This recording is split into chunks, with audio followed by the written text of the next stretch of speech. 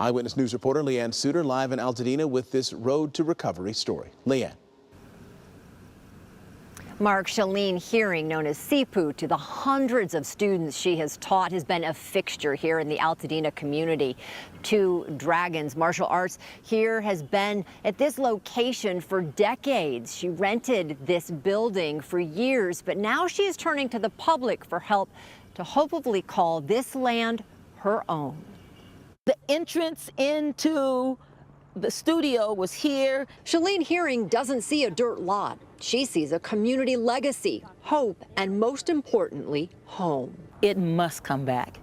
The only way that we are going to be really viable in this community is that we need to be here. We need to stay here. We need to be the beacon that holds this place together. This is what remains of Two Dragons Martial Arts Studio. Hearing's Altadena business was one of hundreds reduced to rubble by the Eaton Fire. We haven't seen a firefighter in sight. ABC 7 was there as flames consumed the building. For Hearing, it was a devastating 1-2 punch. Her martial arts studio and her home destroyed. When you wake up in the morning and it's all gone, your whole life, there are no really words to describe it.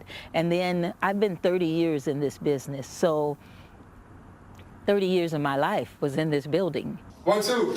Hearing has found a new temporary home for Two Dragons Martial Arts after holding classes in parks and garages to keep serving the community she loves. She's hoping that support will be returned as she's in a financial race against time to come up with the funds to buy the lot Two Dragons has called home for decades. The opportunity of a lifetime only is going to come once, and I got to get this done. She's launched a GoFundMe campaign to raise $600,000 and is looking for any other business owners or investors to join her in purchasing the property.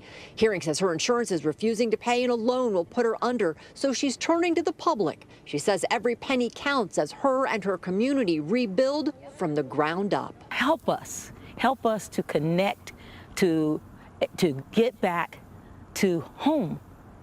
We want to get back home.